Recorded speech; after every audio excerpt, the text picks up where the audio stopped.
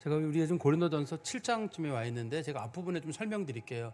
고린도전서 앞부분에는 크게 이제 두 가지 정도 얘기가 있는데, 하나는 글로에라고 하는 그 에베소에 살고 있던 어떤 장사하는 여자의 집 사람들을 통해서 에베소 교회 상황을 사도 바울이 듣게 됐는데, 교회 내에 분쟁이 있다는 거예요. 파가 나눠져 가지고 바울파, 아볼로파, 게바파, 예수님파 이런 식으로 파가 나눠지는 걸 보면 사도 바울은 어떻게 그렇게 나눌 수가 있느냐, 우리가 전부 다 그리스도에 속한 자들인데 누구 중심으로 파를 나누는 건 옳지가 않고, 또 그저 특별히 그 중에 지도자를 따라서 가는 것도 옳지가 않고, 또 교회를 세운 사람들이 자기 목소리를 내는 것도 옳지 않다.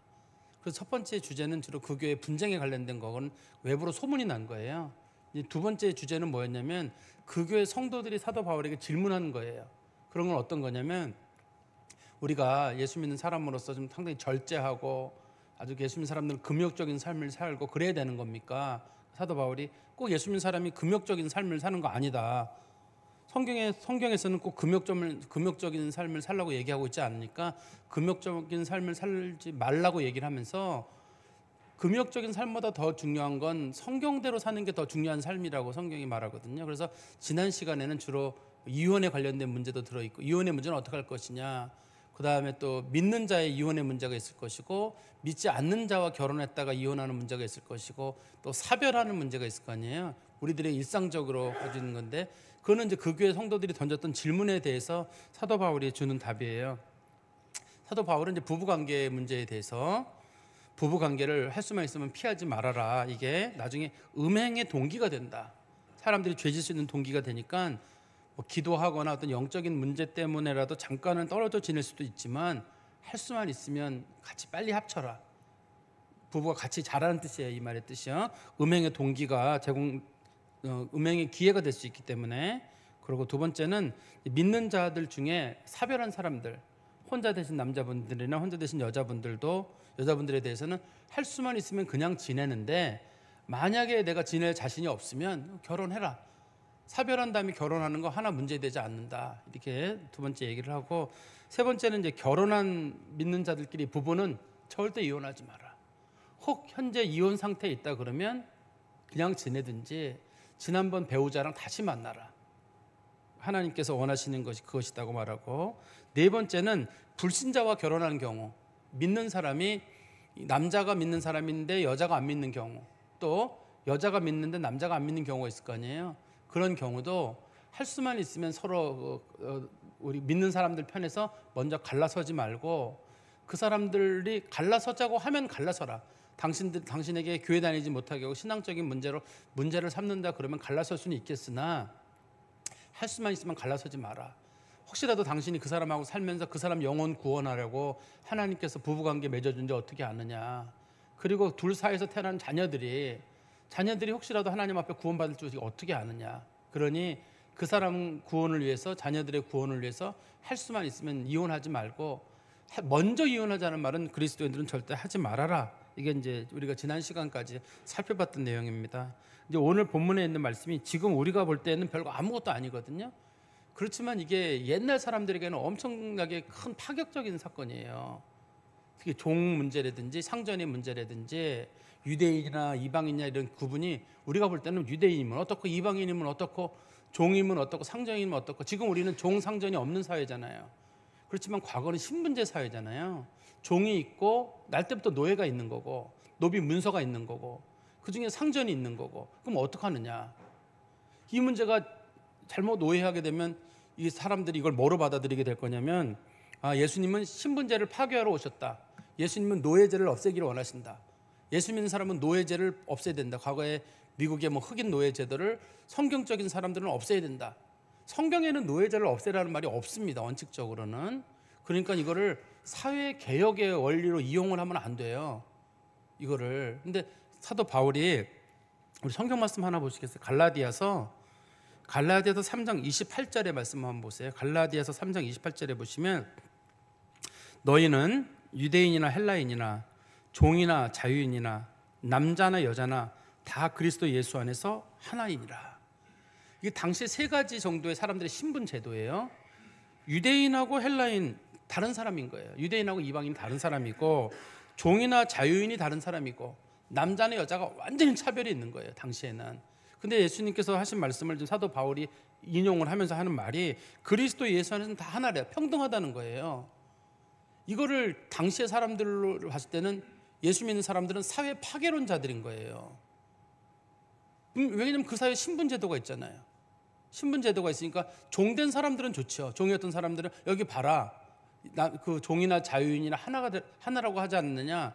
예수님은 종이나 자유라고 하는 자유인이라고 하는 이 신분제를 없애기를 바라신다, 이렇게 이해하는 분이 계실 거고, 또 여자랑 남자랑 서로 하나다라고 하는 사람들은 기독교는 가부장적 사회를 깨트리고 평등 사회로 가야 된다, 그런 얘기도 아닙니다. 이 얘기가요. 그렇게 오해하시는 분도 계시고 또 그렇게 인용하려고 하시는 분도 계신데 그런 것도 아닙니다. 유대인하고 이방인도 아무 상관이 없다, 그런 것도 아닙니다. 성경에서는 성경의 가르침은 그런 것 자체가 문제가 되는 게 아니라 이 본문에서 말하려고 하는 거는 우리의 영적 신분이 뭐냐가 더 중요하다는 거예요. 내가 지금 사회적 신분이 종이냐 자유인이냐 남자냐 여자냐 그게 중요한 게 아니라 내가 그리스도 안에 있다는 것에 더 큰 의미가 있고, 내가 자유인이냐, 그리스도 안에서 자유를 얻었다는 거, 죄와 사망으로부터 자유를 얻고 천국 시민이 됐다는 게 더 중요한 거지. 우리가 보기엔 놀랍지만 엄마는 더 힘들어요. 그래서 우리가 그리스도 안에서 자유인이라고 하는 거는 그게 더 중요한 거지, 세상에 어떤 신분을 가지고 있느냐는 별로 중요한 문제가 아니에요.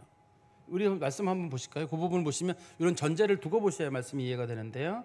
오직 주께서 각 사람에게 나눠주신 대로 하나님이 각 사람을 부르신 그대로 행하라. 내가 모든 교회에서 이와 같이 명하노라.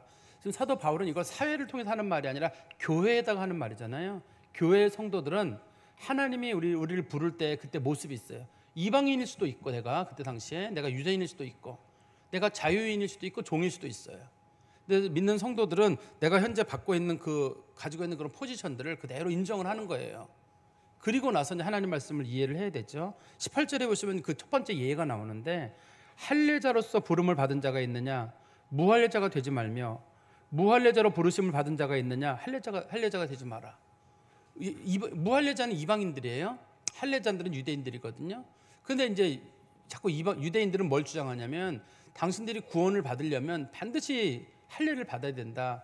유대인이 되고 난 다음에 이제 구원을 받는다는 거예요. 유대인들의 가르침은요. 사도 바울은 할례를 받았느냐 무할례를 받았느냐 하나 중요하지 않다는 거예요. 그리스도 안에서 유할례자랑 할례자라는 게 아무것도 차이가 없어요. 예수님은 할례냐 무할례자 전혀 관심이 없어요. 그 사람이 이방인이냐 헬라인이냐 전혀 관심이 없습니다. 우리 한번 다시 보세요. 19절에 보시면 할례 받는 것도 아무것도 아니요 할례 받지 아니하는 것도 아무것도 아니다. 할례 받았냐 안 받았냐 전혀 중요하지 않아요. 이거 뭐 중요한 걸 굳이 따진다 그러면 세례는 중요할 수 있어요. 세례는 이방인의 어떤 규범이 아니라 믿는 자들의 규범이니까 세례는 중요할 수 있겠는데, 할례를 받았느냐 안 받았냐 중요한 거 아니라는 거예요. 그러니까 이제 어떤 사람이 할례 받으라 그러면 내가 지금껏 할례를 받아야 되나? 그럼 이 할례를 받은 사람은 어떡하지? 이게 이제 고민거리가 아니에요. 성경에서는 그런 게 할례냐 할례가 아니냐는 전혀 중요하지 않고, 진짜 중요한 건 뭐냐면 19절 끝에 보시면 오직 하나님의 계명을 지킬 따름이니라. 이 규절이 답인데 좀 어려워요. 하나님의 계명을 지킨다 하면서 하나님의 계명은 뭐지? 하나님의 계명은 사랑이란 말이에요. 내 이웃을, 하나님을 사랑하고 내 이웃을 내 몸같이 사랑하라고 하는 게 하나님의 계명인데, 그 계명에 앞서서 우리 갈라디아서 5장 6절에 보면, 오로지 믿는 자들에게 갈라디아서 5장 6절에 보면 사랑으로 역사하는 믿음뿐이니라 이렇게 말하고 있어요. 그러니까 사랑이라고 하는 것이 중요하긴 한데, 사랑이라고 하는 것보다 더 중요한 건 믿음이라고 하는 가치가 그 안에 먼저 들어있어야 돼요. 예수 믿는 사람들에게 제일 중요한 건 뭐냐? 그 사람이 사랑으로, 여기 본문에 말하는 것처럼 하나님의 계명을 지키는 건데, 여기서 말하는 하나님의 계명은 믿음이에요. 할례를 받았느냐 안 받았느냐 전혀 중요하지 않아요.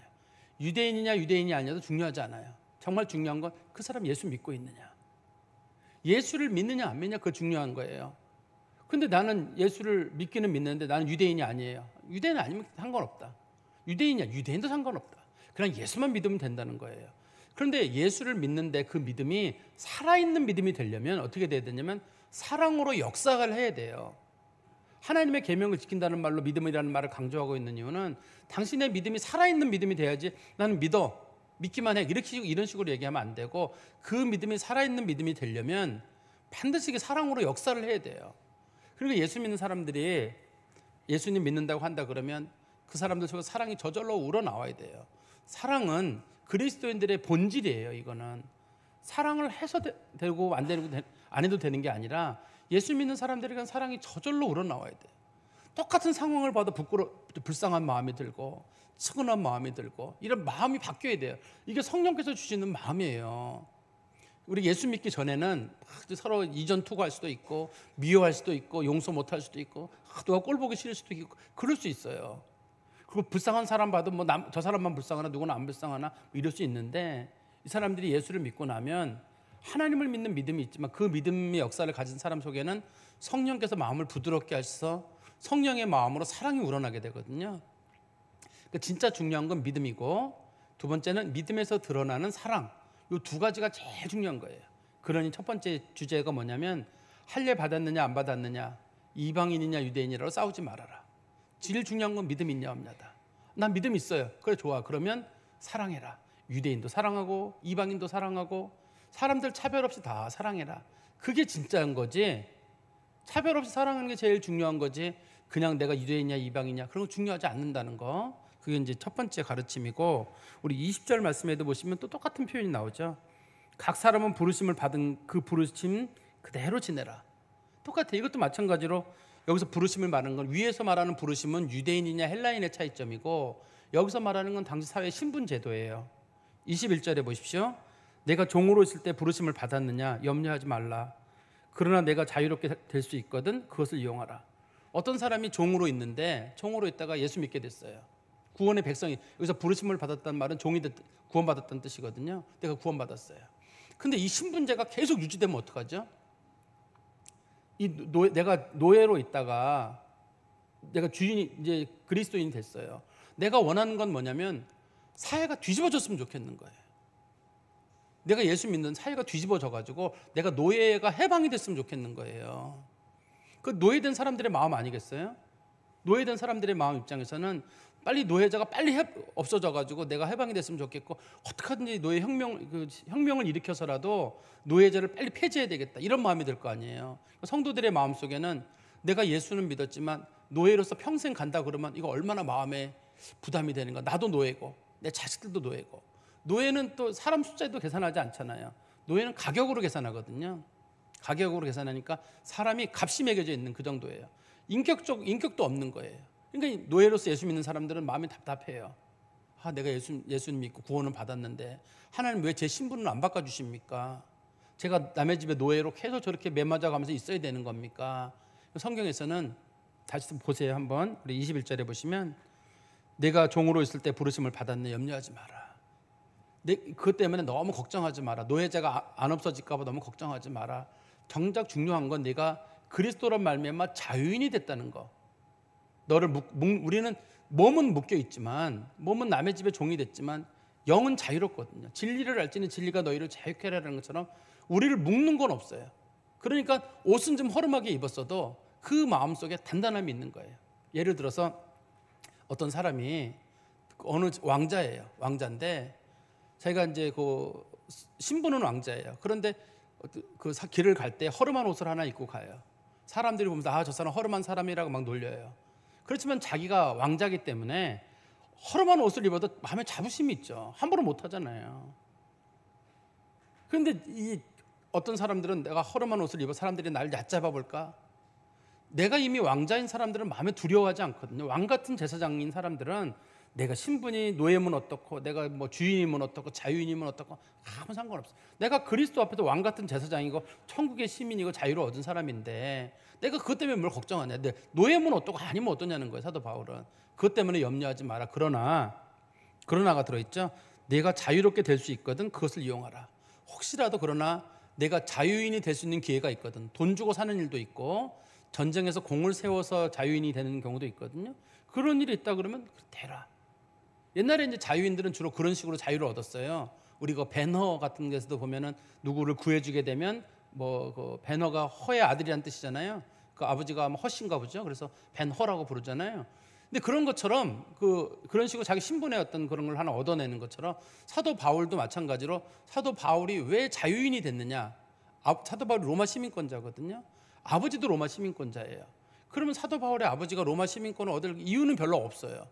근데 이제 학자들이 짐작하기를 사도 바울의 할아버지 때쯤에 노예로 끌려간 사람들이 전쟁에서 큰 공을 세우거나 그 유명한 장군의 목숨을 구한 경우, 그런 경우 유대인들로 끌려갔던 노예들이 로마 시민권을 얻는 일이 있었거든요. 그래서 사도 바울의 조상 때에서는 누군가가 노예로 끌려갔다가 거기서 자유인을 로마 시민권을 얻어서 그게 유전되게 된 거거든요. 그런 것처럼 로마 시민권을 얻는 기율이 있었어요, 당시에. 여기서 말하기를 네가 노예로 있느냐? 괜찮다. 천국 시민이니까. 그렇지만 사회적으로 로마 시민권을 얻을 기회가 생기느냐? 자유인이 될 기회가 있느냐? 그럼 그거 가져라. 노예로 있는 것도 좋고 시민권도 있는 게 좋고 이왕이면은 시민권 있는 게 더 좋죠. 그러니까 영적으로 자유인 사람들은 육체적으로 노예여도 상관없다. 그러나 영적으로도 자유롭고 육적으로도 자유로우면 좋지 않나요? 우린 지금 그런 사람이잖아요. 우리는 지금 자유롭잖아요. 누군가에게 모든 말을 할 수 있고 그런 신분이 없는 사회에 와 있는데 그런 신분이 없는 사회가 있다 그러면 그걸 또 받아들이라는 거죠. 그리고 22절에 주 안에서 부르심을 받은 자는 종이라도 주께 속한 자유인이요 또 그와 같이 자유인으로 있을 때 부르심을 받은 자는 그리스도의 종이니라. 이게 이제 중요한 표현이잖아요. 예수 믿는 사람들은 종이라도 자유인이에요. 예수가 나의 주인이시고 내가 예수로 말미암아 진리를 알지니 진리가 너희를 자유롭게 하리라. 요한복음 8장 32절인가요? 그 말씀처럼 우리는 자유를 얻은 사람들이에요. 예수 믿는 사람들은. 그렇지만 예수 믿는 사람들은 자유인이라도 종이에요. 더 이상 자기의 자유를 논할 수 없어요. 예수가 시키는 대로 해야 돼요. 왜 예수가 시키는 대로 하냐면 우리 한번 보죠. 23절에 나오죠. 너희는 값으로 사신 것이니 사람의 종이 되지 마라. 우리가 왜 예수의 종이 되냐면 예수가 우리를 돈 주고 샀잖아요. 그러니까 우리 그리스도인들에게는 엄밀하게 말해서 자유의지가 없어요. 내가 이걸 할 수 있고 하지 말고 그런 자유의지가 없어요. 간혹 어떤 분들은 제가 자유의지에 대한 논쟁을 하나 설명드릴게요. 우리가 아담과 하와가 선악과를 따먹을 때 어떻게 따먹었느냐? 자유의지를 가지고 따먹었다. 그래서 자유의지에 대한 책임이 있고 그래서 아담과 하와는 결과적으로 선악과를 따먹은 결과로 사망이 그들에게 임하게 되었다. 우리는 말하기를 하나님은 그때 아담과 하와에게 선악과를 만들지 말고 따먹을 의지도 주지 말지. 근데 하나님은 그들에게 자유의지를 줬어 할 때 그때 자유의지를 줬다는 말은 어떤 뜻으로 설명하는 거냐면 네가 자유의지가 있으니 그 책임을 지라는 뜻이에요. 만약에 아담과 하와에게 자유의지가 없었으면 아담과 하와에게 죄를 물을 수가 없어요. 그래서 원래 아담과 하와가 그 선악과를 따먹을 때 자유의지가 있었다는 말의 뜻은 그들에게 책임이 있다는 뜻이에요. 그 다음에 세월이 지난 다음에 사람들은 자유의지란 말을 어떤 용례로 많이 쓰냐면 내가 이것도 할 수 있고 저것도 할 수 있는 자유롭게 판단할 수 있는 의지가 있다고 해서 자유의지란 말을 쓰거든요. 그렇지만 그리스도인들에게는 자유의지가 그리스도에게 내가 팔린 바 되었기 때문에 내가 그리스도 안에서 죄와 사망으로부터 자유고 세상으로부터 자유롭지만 그리스도께 팔렸기 때문에 그리스도의 종인 거예요. 그리스도의 노예인 겁니다, 이게. 그래서 그리스도가 원하는 일을 할 수 있는 거지 내가 이것도 할 수 있고 저것도 할 수 있고 그렇지 않아요. 예수 믿는 사람들은 이 자유의지를 내가 있다고 생각하면 안 돼요. 나는 이제 노예의지예요. 노예의지여가지고 그리스도께서 뭘 기뻐하시는 거냐. 종으로 우리 전부 다 그리스도께 팔린 바 된 사람이 종이잖아요. 사탄의 종에서 그리스도의 종으로 된 거란 말이에요. 사탄으로부터 자유를 얻어서 그리스도의 종이 된 사람들은 이제 그리스도가 나를 뭘 원하시느냐, 어떻게 우리가 어떤 판단을 낼 때 어떤 게 판단의 기준이냐 할 때 예수님이 뭘 기뻐하시는 거냐. 예를 들어 여러분들이 집을 하나 살 일이 있어요. 자, 집을 살 때 어느 집이 좋은 집인가요? 어떤 집이 좋은 집이죠? 교회 가까운 집이 좋은 집이죠. 집값이 싸냐 비싸냐의 문제가 아니라 예수님이 원하는 집이 뭐냐. 집은 엄청 좋은데 교회랑 먼 집이 좋은 거냐, 층수가 높아가지고 걸어가기 힘든 집이 좋은 거냐, 그냥 집은 허름해도 교회 가까운 집이 좋은 거냐. 신앙적인 판단을 내리는 사람 입장에서는 편하죠. 그죠? 목사님 제가 이 집을 살까요 말까요? 몰라요. 저는 사본 적이 없어요. 특별히. 그러나 중요한 기준은 어떤 게 하나님이 기뻐하시는 거냐. 하나님은 할 수 있으면 교회 가까이 지내는 걸 원하시지 않겠어요? 선택이 그렇게 어렵지가 않아요. 이게 선택을 할 때. 그리스도의 종이라는 생각을 가진 사람들은 내가 이 직업을 가질까요 말 것인가요? 이 직업을 가지고 내가 예수님 섬기기 좋으냐, 하나님 섬기기 좋으냐, 아니면 이 직업을 네가 가지면 교회에서 멀어질 거냐. 그러면 직업이 멀어진다 그러면 하나님이 원하시는 직업이 아닐 거고, 하나님이 원하시는 직업은 하나님 섬기기 좋으면 하나님이 원하시는 직업이겠죠.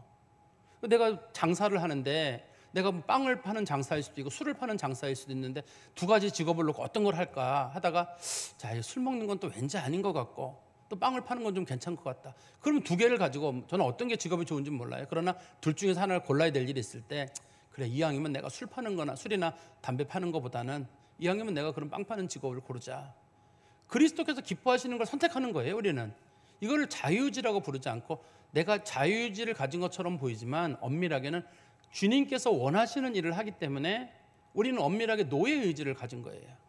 혹시 여러분들이 그런 비유를 들어보셨는지 모르겠는데요, 어떤 주인이 그 자기 전 재산을 자기네 집에 열심히 일하는 노예에게 다 물려줬어요. 그랬더니 그때부터 노예가 기세등등한 거예요. 자기가 재산을 다 물려받았거든요. 이제 나는 이 집에서 마음대로 할 거예요. 근데 주인이 아들에게는 뭘 물려줬냐면 노비 문서를 물려줬어요. 그 사람의 노비 문서를 아들에게 물려줬어요. 그러면 그 재산이 누구 건가요? 엄밀하게 아들 거예요. 노예는 아무 권한이 없어요. 노예는 그 재산을 가지고 아들을 잘 섬길 수 있는 권한만 있지 그걸 내가 쓸 수 있는 권한이 없는 거예요. 근데 지금 우리가 마치 주인으로부터 많은 걸 물려받아가 난 내 마음대로 할 수 있는 것 같아 생각하는데 우리의 노비 문서는 예수님이 가지고 계신 거거든요. 예수의 피값으로 우리를 산 거기 때문에 우리의 생사 여탈권은 주님께 있는 거예요. 사도 바울이 성경에서 지금 설명하는 게 그거거든요. 그러므로 23절에 너희는 값으로 사신 것이 되었으니 사람의 종이 되지 마라. 사람의 종이 되는 거, 뭐 자유인이냐 자유인이 아니냐 이런 건 다 세상적인 거거든요. 사람의 종이 되는 사람들이 그런 것에나 관심이 있는 거지 하나님의 종이 된 사람들이 그런 것에 관심이 있지 않죠. 세상의 종이 된 사람들은 차별, 뭐 편견, 뭐 율법 이런 거에 굉장히 중요하게 여겨요. 이방인이냐 유대인이냐 자유인이냐 종이냐 그건 다 사람의 종이 하는 거예요. 하나님의 종이 된 사람들은 하나님이 기뻐하시는 게 뭐냐 그게 더 소중한 가치인데 하나님이 기뻐하시는 건 우리가 예수 안에서 자유인이 되었기 때문에 어떻게 하면 예수님 기뻐하시는 일을 할 것인가 거기에 중요한 가치를 갖는 겁니다. 그리고 24절에 형제들아 너희는 각각 부르심을 받은 그대로 하나님과 함께 거하라. 이게 하나님 너희가 각각 부르심을 받은 그대로라는 말이 들어있고 뒤에 그동안 안 쓰던 하나님과 함께 거하라라는 말이 있잖아요. 하나님과 함께 거하라는 말의 뜻은 당신이 하나님과 항상 함께하는 자유인이라는 사실을 잊지 말아라 이런 뜻이거든요. 네가 신분이 종이든 신분이 자유인이든 네가 유대인이든 이방인이든 할례를 받았든 안 받았든 다 중요하지 않다. 할례 받았으면 할례 받은 대로 살고 안 받으면 안 받은 대로 살고 있으면 있는 대로 살고 없으면 없는 대로 살고 종이면 종으로 살고 자유인이면 자유인대로 살고 단 하나님과 함께하는 사람 자유인이라는 건 잊지 말아라. 그게 정말 중요한 가치다 설명하고 있습니다. 제가 말씀에 좀 결론으로 말씀드리면 여기서 강조하는 건 특히 두 가지예요. 그리스도인들은 신분제가 중요한 게 아니라 복음에 합당하게 사는 게 제일 중요해요. 복음에 합당하다는 말의 뜻은 하나님께서 우리를 부르신 목적이 예수 믿고 천국 가게 하시고 하나님의 자녀로 살게 하는 게 제일 중요하거든요. 그러니까 교회에서는 신분제라고 하는 것 자체가 아무 필요가 없어요. 자유인이냐 종이냐 내가 고용인이냐 고용주냐 그것도 중요하지 않아요. 제일 중요한 건 내가 예수를 믿느냐 그리고 그 믿음이 사랑으로 역사하느냐 요게 제일 중요해요. 이게 복음대로 살라 말씀대로 살라 그런 뜻이거든요. 예수 믿는 게 제일 중요하고 그 다음에 예수 믿는 사람들의 삶이 그 드러나는 거 그게 두 번째 중요하고 그 다음에 또 한 가지는 우리가 하나님으로 말미암아 자유를 얻은 사람들이에요. 이제는 세상에 얽매일 게 없어요. 우리의 주인은 예수님이고 하나님이시기 때문에 우리가 세상 것에 얽매여가지고 세상의 편견을 우리가 그대로 가질 필요가 없어요. 세상 사람들은 신분제도 그대로 유지하려고 하고 온갖 편견을 만들어요. 남자, 여자, 어른, 아이들 온갖 편견을 만드는데 교회는 그런 편견에 휩싸이면 안 돼요. 누구를 차별해서도 안 되고 피부 색깔로 차별해서도 안 되고 요즘 말하는 차별금지법하고는 다릅니다. 이게 사람들을 차별해서는 안 되고 편견을 가져도 안 되고 또 어떤 인종에 대해서 뭔가 문제를 제기해도 안 되고 그리스도 안에 우리는 다 하나다. 우리는 하나님과 함께 사는 사람들이기 때문에 세상을 볼 때 하나님의 눈으로 세상을 보는 거예요. 하나님의 눈으로 세상을 보는 사람들은 모두 다 그리스도 안에서 하나거든. 다 똑같아요. 다 똑같아요. 다 똑같은 사람이기 때문에 하나님은 그 사람들을 존중하시거든요. 그러니까 우리가 사람들을 볼 때 예수 믿는 사람들은 하나님의 눈으로 보기 때문에 사람이 소중해요. 소중합니다. 함부로 대할 사람이 하나 없어요. 우리 집 종이라고 해서 내가 함부로 대하면 안 되고, 우리 집 주인이라고 해가지고 내가 그 사람한테 미워하는 마음을 가지고 저 혁명을 일으켜서도 안 되고, 그건 안 되는 일이에요. 그냥 하나님의 눈으로 보는 사람들은 세상 것으로 인한 차별, 편견, 뭐 자유인이냐 종이냐 할례냐 뭐냐 이런 데 관심이 없고, 하나님이 보시는 건 저 사람이 예수 안에서 사랑을 실천하며 믿음으로 살아가느냐, 그걸 하나님은 중요하게 보시거든요. 그러니까 정말 중요한 건 믿음을 실천하는, 사랑으로 역사하는 그 믿음, 그리고 하나님과 함께하는 그 삶을 사는 거, 그게 제일 중요하거든요. 이걸 좀 마음에 잘 두셔서 세상 사람들이 그 사람들을 편견을 가지고 대할 때도 우리 예수 믿는 사람들은 편견을 갖지 마세요. 우리 사회가 편견이 많아요. 지역에 대한 편견도 많거든요. 그런 것들도 우리 갖지 마시고, 또 어떤 사람들은 사람들의 뭐 학업에 대한 거라든지 그다음에 뭐 경제적인 차별도 갖는다. 어떤 분들은 그런 얘기도 하더라고요. 부자는 정직하고 뭐 가난한 사람은 속이고, 그런 거 없어요. 그러면 정직의 기준이 돈이 많을수록 정직하게 해요? 그런 건 없어요. 세상에 그런 건 다 자기가 만들어낸 편견에 불과하고, 그러면 돈 많은 사람이 나보다 돈 더 많은 사람이 나를 수준 떨어진다고 볼 거거든요. 예를 들어 내가 한 1억 있어요. 10억 있는 사람이 얘기하기를 돈 많은 사람은 정직하다 이렇게 얘기를 하면 1억 있는 사람은 정직하지 않은 거잖아요. 근데 100억 있는 사람이니까 10억 있는 사람은 정직하지 않은 거예요. 그럼 정직한 사람은 일론 머스크나 뭐 그런 사람이 제일 정직한 거죠. 트럼프나 돈 많은 사람들이 제일 정직한 거고, 그러면 그 사람들, 돈 없는 사람은 정직하지 않으면 정직의 기준이 돈이 되는 거잖아요. 근데 우리 사회도 그런 편견이 있어요. 왠지 돈 없는 사람은 문제 일으킬 것 같고 돈 있는 사람은 정직할 것 같고, 그런 편견이 어디 있어요. 똑같이 당하게 되거든요. 그러니까 그리스도인들은 사람들을 대할 때 그냥 하나님의 눈으로, 저 사람 예수님 사람이다. 모든 사람들은 다 자유인이다. 우리가 사람들을 대할 때는 사랑으로 대하고 편견 없이 대하는 게 그리스도인들의 태도다. 이걸 좀 마음에 잘 두시고 사시기를 간절히 소망합니다. 기도하겠습니다.